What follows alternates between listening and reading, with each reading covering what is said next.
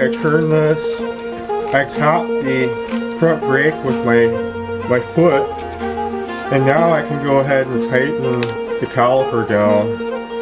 That's going to ensure that caliper is aligned correctly. I'm going to show you how to assemble the SMLRO going to stop. E5 Plus. Now that we got the front wheel on, e-bike. Now this is a bike that I've had for a while. Flip the bike for the sake of this video, I went ahead. Now that we got the front wheel on and we got the brake adjusted and everything tightened down, we're going to plug in the power to the front hub motor. Give you guys some tips that might make it a little easier. This bike I'll show you how to adjust the brakes and they'll all have arrows on the bike. You're going to just want to make sure that those arrows are lined up for you guys to get out on your first ride.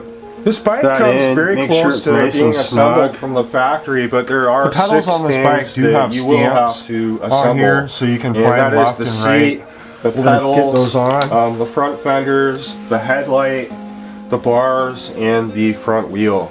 And so I'll show you guys how to do that. I usually go ahead and start with the seat.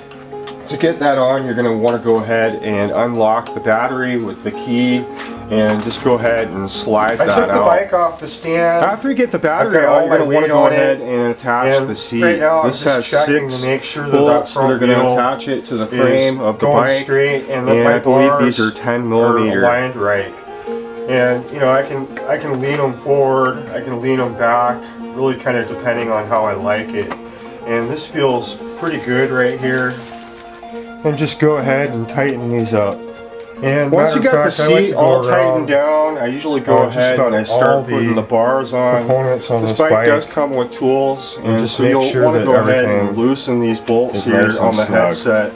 I normally leave the front fender off. I do a lot of trail riding. Now you can go ahead and get this video. I'm going to put this on just to show you guys. I'm going to go ahead and just slide these down through here. I'm not going to really tighten them take your headlight, because we will have to get that make on. some slight adjustment to the bars once we get that front wheel on. This is I'll show you guys why. Here. Get that on there. Really, the most critical part of the assembly on this bike is getting the front wheel on. This front wheel does have a hub motor, so you have to be careful of the power wire. And you have to be careful when you get the brake rotor aligned with the caliper.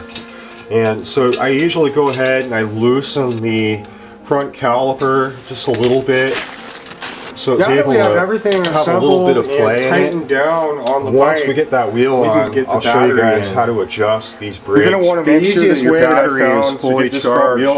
It's just simply turn the bike upside down. You can test it. It's going to be a lot easier for you to be fully get the front wheel on and be able to align it. Your charging port is right here on the side.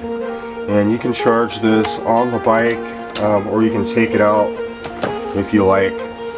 And one thing to note, underneath this once battery, you get the wheel into the dropout, you want to make sure that the power cable for the front hub motor on and off is coming out of the axle, and it also kind of has towards the rear. A button here for and the tail the reason light. that you wouldn't want it in the front is it's not going to be as protected. This battery just slides really just right the way that you're going to run this and cable. It has a little rail it's a lot easier to have it that's going in to the back of battery into shock the tube here. Before you go ahead and tighten this down, you're going to want to put these little washers on. Connect up with the see they got kind of a little notch and then here. You're going to want to go ahead and it can really only go on in place, and that's going to ensure and that pretty much ensures it's not able to that you have a slide place out the back of the tighten bike. to, And that's going to keep this wheel ever from leaving moving the left key to right. Hanging in there. I've seen and people loosening do it. up. I usually and take it out, really, falling out of the typically I'll dropout. just leave it in a place where I know where it's at. I don't like keeping it in my Once pocket. you get those on, you're Sometimes going to want to put the other washer. So just be careful of that key. Do that. Now that we got the battery in, it's fully charged. I just want to make sure the bike is functioning. I want to make sure the display works. Turn the wheel. Make sure turn that it this on, spins you're going freely. to just on the controller here, you're going to just hold that center button down. Bolts on and here. that's going to boot everything up. And you can go ahead and see that the tighten down display the works axle. here. Want to make sure the headlight works. Now remember, we did loosen the front brake calipers, and everything seems to be working fine. Another thing you want to check is to make sure that the bike is pedaling, all your gears are working. This has 7 speeds, and so you're just going to want to go through it and make sure that the chain is not skipping. Go up and down in gears, and these are usually pretty good from the factory. I've actually never had to make an adjustment, but if you needed to do so, it's easy enough to do back here with just a screwdriver. I have ridden this bike quite extensively, and there's 2 things that I normally don't use with this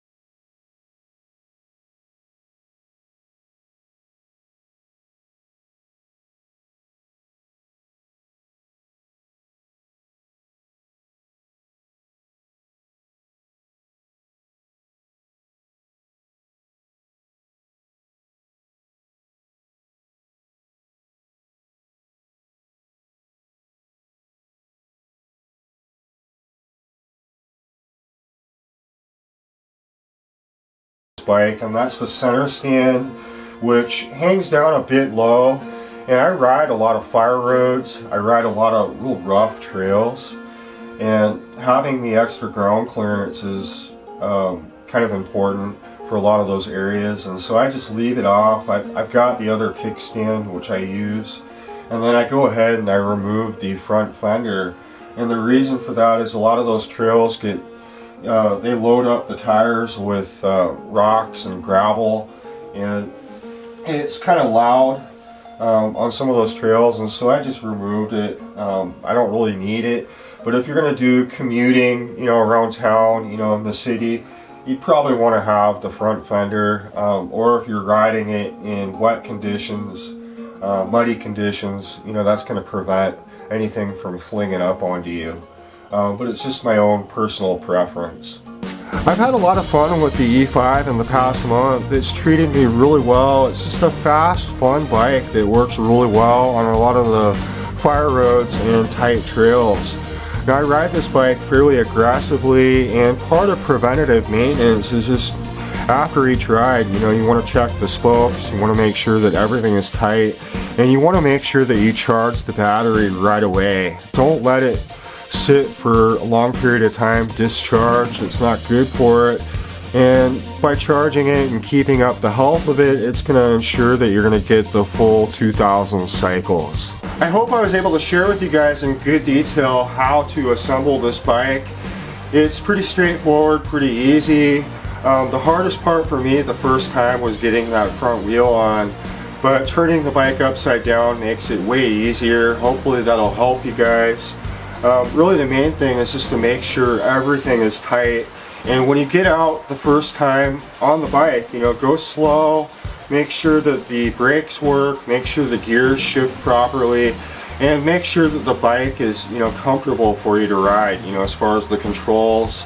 And you can always make slight adjustments to those components if you need to. But if you're missing parts, you know, if you have anything that's broken, definitely reach out to SMLRO through the email. Let them know, you know, ask questions. That's what they're there for, and I'm sure they'd be happy to help you guys. But if you have any questions, you know, go ahead and leave a comment. I'll try to answer them. Or if you have a request for a future video, I'm open to that. But I really appreciate you guys watching. I hope you enjoy your bike, and we'll see you on the next one.